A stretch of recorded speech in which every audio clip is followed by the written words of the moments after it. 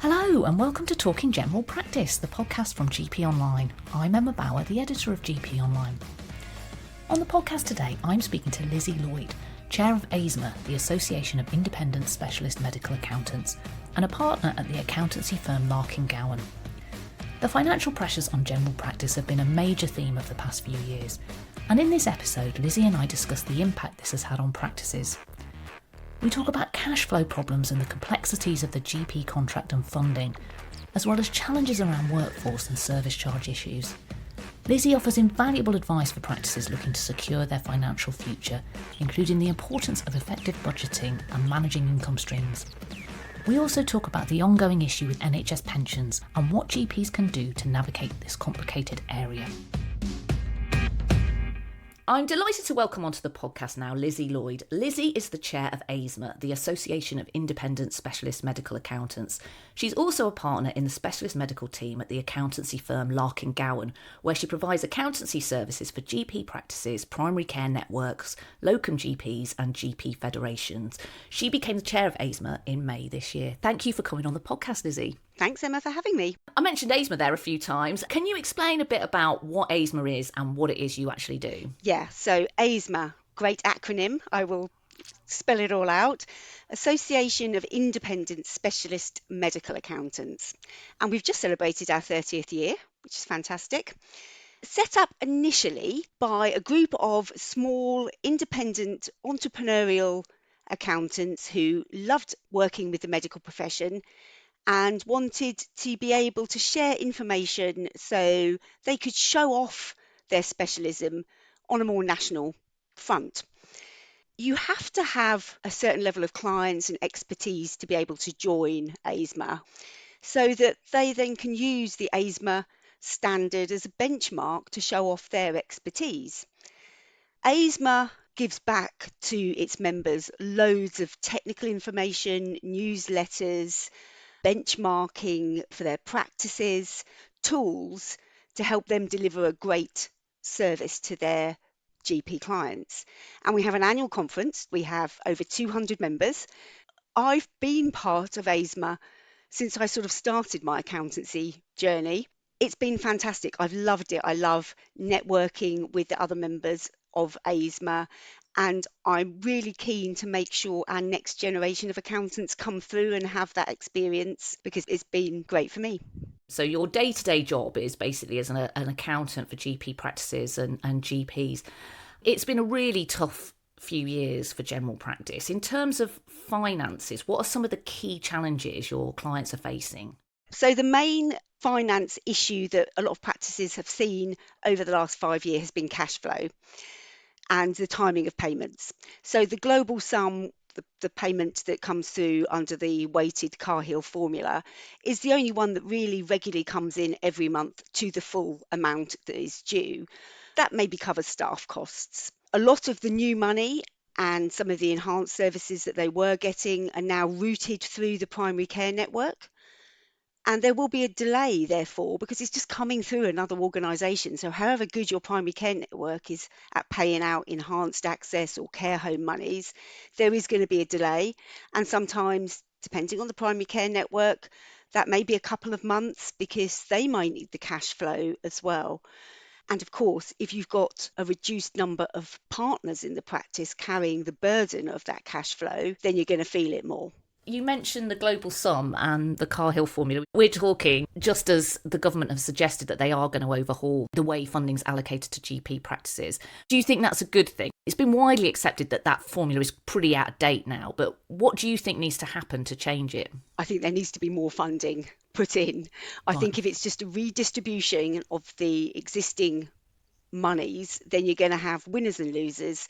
And like previous reviews of the Cahill formula, probably GPs are going to vote against it. It is based on historical data. I mean, you've got an element of the global sum payment that's for temporary residents that's based on an average on the 5 years up to 2004, which can't be reflective of actually the temporary residents' needs in certain areas. We know it doesn't work for certain demographics like university practices as well, deprived areas. It does need to be overhauled. I personally would like to see more money into a regular global sum anyway, because I just think it gives practices more autonomy. It enables them to be able to budget better for their whole year because they know what's coming in and when it's coming in. Government has also sort of said that it is going to overhaul the GP contract going forwards. It's not just the funding formula, it's talking about a whole new contract which is going to negotiate with the BMA. How do you think the GP contract needs to change? Aside from putting more funding in, is there other changes they could make to the contract that would put practices on a better financial footing? It is difficult. I do appreciate the government's position on how you fund general practice. There needs to be a level of investment in all general practice. I'd like to see practices have more autonomy and trust over a budget rather than we'll give you this if you do this and then that disappears the next year, because practices will always achieve. And with so much money in some areas now being in local enhanced services, that doesn't make for a sustainable general practice because they don't know if that les is going to be available the next year. Or the leses could just go overnight. If I was clever enough, I would have the answer, but I don't. You touched on a really important point there, really, which maybe lots of people, if they're not actually in a GP practice, wouldn't know, is the fact that contracts and funding for general practice have become so complex now. Any extra money goes into general practice, there's strings attached to it. You have to do this, you have to do that. So it makes it really, really complicated. Do you think it's really important that practices do have someone who really understands the GP contract and the NHS? Yes, not just for the accounts. There's, tax and pensions as well, which maybe we'll come on to later. But any accountant can prepare a set of accounts, a profit and loss and a balance sheet. But they're historical information, and you want to be able to use that set of accounts to be able to plan forward. And you can't do that if the income isn't showing you what you're earning under your QOF, what your drug margin is, where your money is coming from in leses, and obviously all your expenses as well separated out. So yeah, vitally important that you use somebody who understands that contract and is proactive enough to know the changes that are coming down the line. One of the big issues this year has been the rise in employers' national insurance. We saw the sort of biggest uplift to the GP contract in 2025-26 that we've seen for quite a while. Has it been enough to cover off the cost in the rise in employers' insurance contribution? I mean, what's the general impact in terms of all of this? Are practices better or worse off than they were last year? I don't think they will be significantly better off. Yes, we've got an extra £9.29 per weighted patient going into the global sum at the moment. We know that. But of course, we don't know what the further uplift will be to meet the DDRB's advisory staff uplift. But that's before the 4.75% out of hours charge. So we're coming down already to £8.85. Some of the money in that global sum is reinvested from the QOF. So it's not new money, it's just come from somewhere else. We've got increases in minimum wage of 6.7%.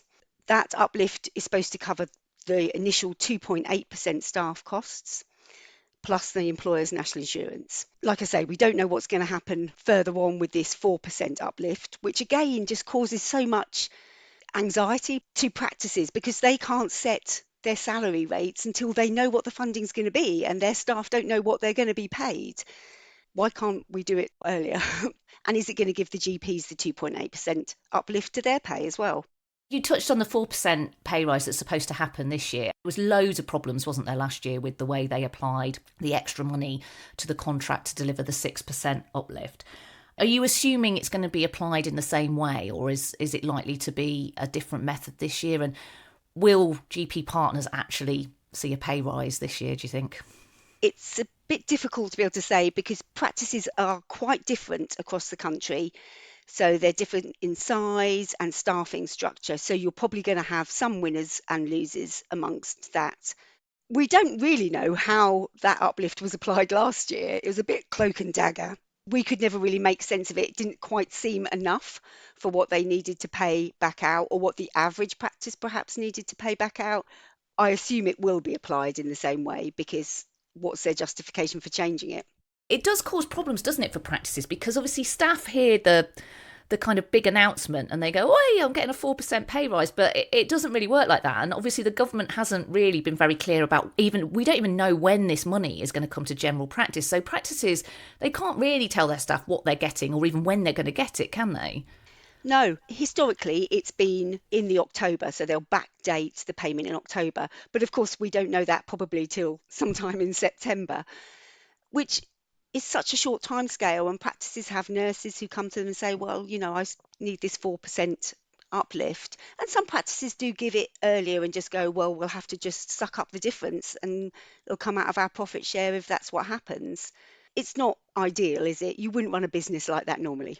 One of the things actually that was quite interesting about the DDRB recommendations this year, which the government has not necessarily said it's going to do or not, is this idea that there should be a GP cost index. So to help make sure that uplifts to the GP contract actually give the pay rises that the pay body recommends for GP partners, because basically they haven't at all in recent years. Is that a good idea? What's AISMA's view on that? I'll give you my view because I haven't consulted with my AISMA colleague. It is a good idea, but again, difficult to see how it would cope and be applied to variations geographically. Little bit like the Cahill formula again. You've got to consider variations locally. You've got to consider market forces. You've got to consider skew in practice structures. So I don't know how they would work it out. There would be winners and losers. Over the last decade, the number of practices in England has fallen. Practices have got bigger. It's basically as a result of mergers, practice closures. Is it financially impossible for smaller practices to survive now? Do you have to be bigger? It's difficult to see how a practice with 4,000 patients is viable. You're probably talking about one full-time GP owner. Certainly not sustainable. You're going to have less variation in clinical staff, certainly on a smaller practice. It goes one step further, because I have had this where I had a large practice, but it was 3 sites and each site was about 4,000 odd patients. So actually no site independently would have been viable because each site was manned like a full GP surgery. And of course, I keep calling it the new contract, but it was 2004, the money follows the patient. And since that minimum price income guarantee was taken away, you've got to have a certain crux of patient numbers to make it viable to cover your costs, unless you completely change how you're going to deliver that service from maybe a branch surgery. Yeah, I think 3,000 to 4,000 patient practices will be struggling. With the advent of PCNs, has that helped small practices, do you think, or not so much? Probably not, because those smaller practices are possibly in an area with other smaller practices. So to get the PCN size, you've got maybe 8 to 10 practices in a PCN. Very difficult to make decisions. So I'm not sure they have worked collaboratively or are able to work collaboratively to be able to help each other. One of the things we talk about a lot on the podcast is the unemployment crisis in general practice, which has obviously been driven by practices not being able to afford to recruit GPs. Have you seen practices having to take drastic steps as a result of the financial pressures they're under? Practices really cutting back on the amount of sessions they employ GPs for? GP partners numbers are falling. You can see that from NHS digital statistics. And that puts pressure on, as we said at the start, working capital, premises ownership. And it makes succession difficult and therefore doesn't really look like a sustainable model for primary care. Cutting back on locums has definitely been a step that practices have taken. There's a sort of strange, weird position we're in that we go back a few years and practices couldn't get partners or salaried GPs. So we trained up loads of GPs and then we brought in ARRS funding. But you can't do both. You can't take the GPs and the ARRS funding, because the ARRS funding does come with some costs. You've got restrictions on how much you can spend, but also you may not have enough funding to be able to employ that particular person. You might have to top it up. That's potentially where the problem with GPs not being able to get the work has come, because they have to make a decision over one or the other. Are there other things that you've noticed practices have had to cut back on because of financial troubles? I think all practices are looking a lot more at their costs. It hasn't come at a great time because we've had a huge increase in cost of living, which obviously affects GP practices as well. And premises costs have gone up hugely, light and heat. So they are looking more at smaller items, but every pound saved is a pound in their pocket. So I think that's a good thing. Services have probably come up as an area, should they be doing that locally enhanced service? Is it delivering them a profit? Is it costing them? That's probably where they've looked as well. But a lot of practices make the decision that they want to continue to offer that service to their patients, even if it's maybe not generating any extra income for them. Yeah, I wanted to ask you about local enhanced services because obviously there's massive variation in what practices get paid across the country, often for very similar things. Do you think there needs to be a more standard approach to local enhanced services in terms of funding? It would be good to have a tariff kind of system, I think. But I think the types of services that are offered per locality will always be variations. I mean, if you've got an area where there's high diabetes, you're probably going to have a diabetic les, which may not be applicable in another area. What would you recommend to practices to do about local enhanced service? You said that everybody's looking at what their costs are, what their income is coming from. Should people be reviewing their local enhanced services every year and working out whether or not it's still profitable to carry on doing it? They need to know what is available. Not all practices know what is available in their area. This is where a good accountant comes in, because you'll be able to spot if they're missing a directed enhanced service, or they haven't got as much money, maybe a flu claim hasn't been paid, for example. And also, if you've got an accountant that looks after several practices in that ICB area, they'll be able to compare practices across and say, well, why aren't you getting wound care? Because the practice over here is getting wound care. So they do need to know what's available, and they do need to know what the claims process is, and they need to follow that up, because we do see claims not being paid or data not being captured to be paid. And then they need to look at what the cost is of delivering that. So if they're doing sexual health clinic, do they need a chaperone, the room, the use of the items? What can they claim back? What is the backfill cost for locums? But as I say, a lot of practices still choose to continue to deliver those services, which patients are very grateful for. We talked a bit earlier about sort of how complex general practice has become and all the masses of income streams there are coming into practices now that they have to manage. Do practices have to diversify now to be financially successful? In practices that you work with that are doing well financially, what are they doing that's putting them in that position?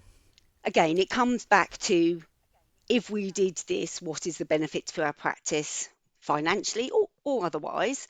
I would say maybe if they've got time to look at more profitable work, you have to make sure you're delivering your contract and maximising your enhanced service and your QOF and all of that, and have a close working relationship with your primary care network. I think practices are then, maybe looking at training medical students. We're seeing quite a hike in that. Employment medicals, sometimes there might be a GP who has an interest in something like this. They may bring it into the partnership, or they may not, depending on the days they do it.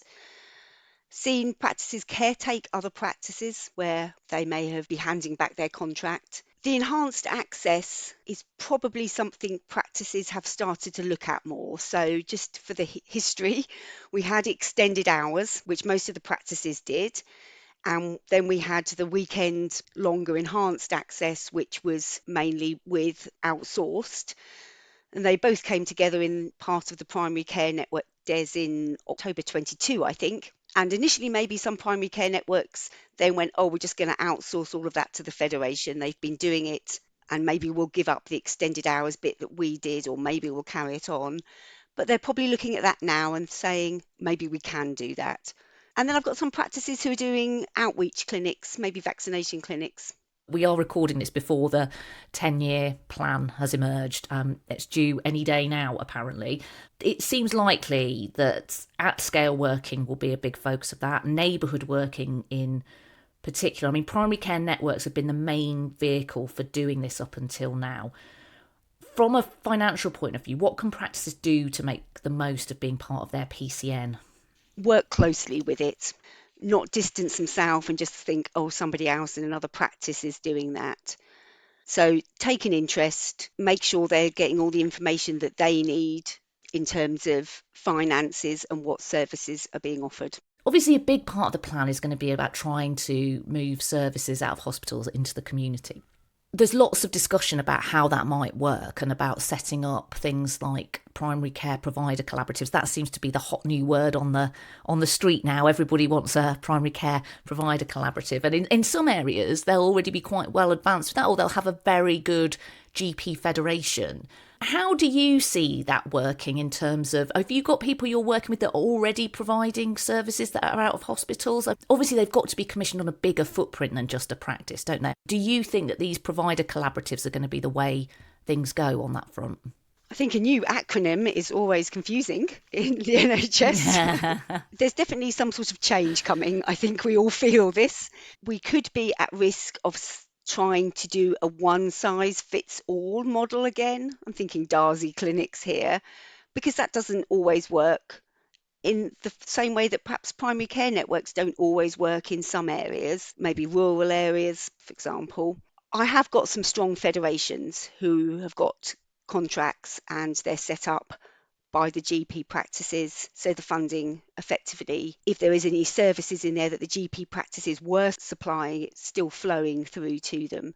There are areas that will need to be acting quickly to maybe look at a federation type footprint.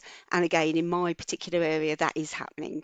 With the size of ICBs getting bigger, then it would make sense that you need to have a bigger PCN, neighbourhood. I think they will have to be more evolved. And like I say, there is some great ones out there, and it's just whether the other areas can get up to speed quick enough, or if they need to, does that model fit them and their geography?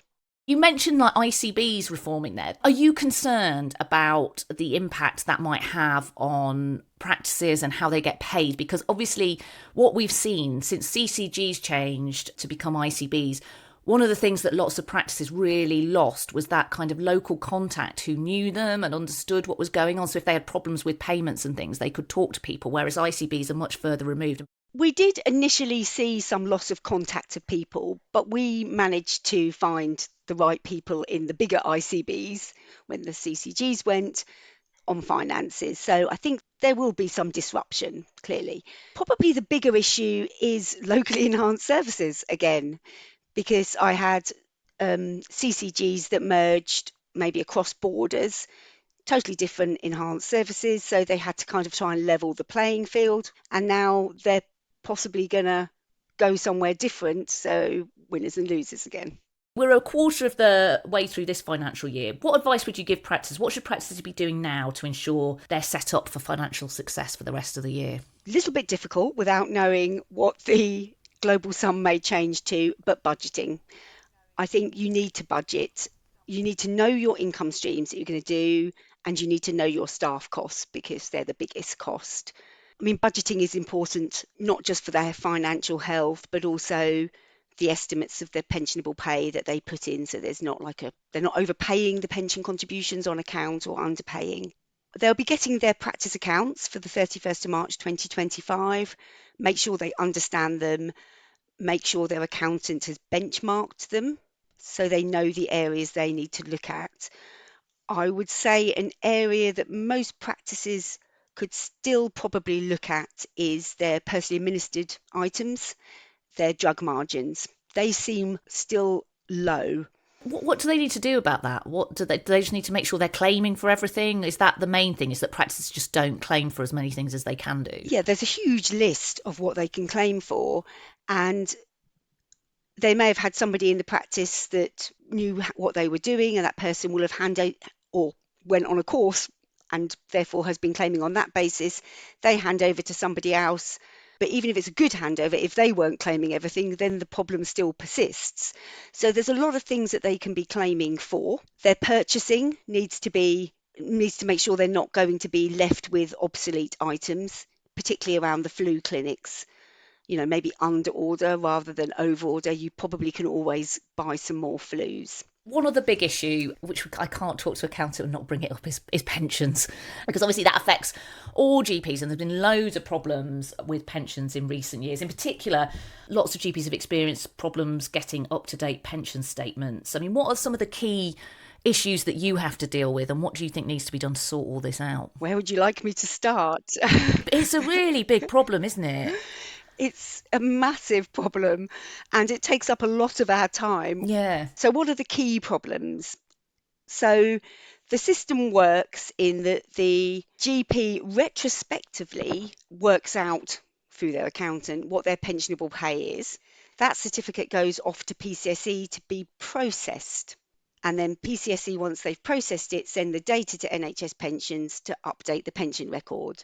So bearing in mind the certificates for the year to March 2024 were submitted at the end of February 2025, that data may still not yet be with NHS Pensions. So we've got quite a time lag behind.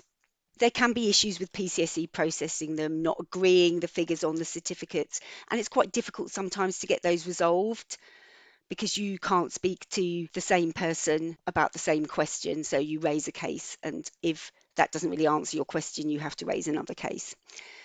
NHS Pensions won't then be able to produce the total award statement, which is the benefit statement showing how much pension they've got, or service history if they haven't got up-to-date information. So they'll come back to the member to tell them about the missing years or the missing problems. They won't go to PCSE and go, have you got a certificate? So then the member then has to go back to PCSE. So it would be nice if NHS Pensions and PCSE maybe could talk, but whether that would resolve some of those issues. So yeah, getting the information up to date has been a problem. And obviously with the McLeod remedy, the public service pension sector reform, they can't get their McLeod figures until their pension is all up to date, and there's deadlines for dealing with retrospective pension tax charges and scheme pay elections. The member can help. So once there is a position that they're happy with, then requesting that service history every year is really important. So you can request a service history from the pensions agency and you can check it, check there's no gaps, check that it's all there. If they're thinking of drawing their pension, I would probably suggest they need to be thinking about it 6 months plus the date they want to draw it, because they need to submit the forms to PCSE, again, who process them, liaise with the ICB before the information sent to NHS Pensions, and NHS Pensions then will work out the pension benefit. So I have lots of GPs who retire and don't get their pensions for a couple of months afterwards. And is there any good bit of advice you can give to GPs about what they should be doing with their pensions, and what's a good thing that GPs could do maybe every year to make sure they don't have so many problems? I think having a good accountant who understands the NHS pension scheme is great. We're not IFAs, so we can't advise financially on their pension, but at the accounts meeting, we can say, we've got your service history. Do you want to just check it's all up to date? The accounts meeting shouldn't just be about accounts, it's going to be about tax and pensions as well. So I'd make sure their accountant understands the rules, the deadlines, and liaise with them to make sure they're getting the information.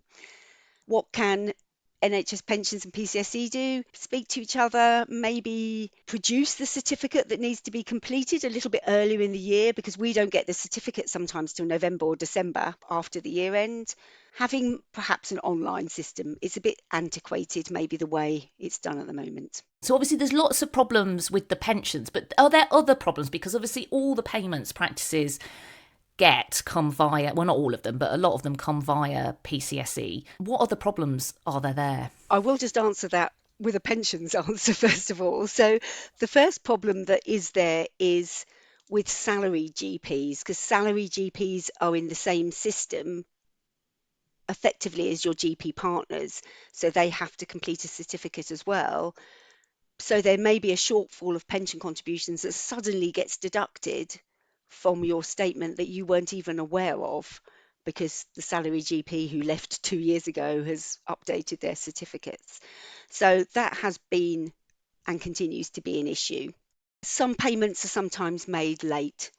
PCSE then normally do try and make an interim payment in between, but generally the payments are coming through. There's been the odd isolated case of, maybe a dispensing payment has been missed. So dispensing practice would get an advance, so it's made later on another statement. But it's not 100% there. Is there anything else you think that practices should be sort of thinking about in the year ahead? I think succession planning would be a great thing for GP practices to spend more time on, and where their business is going.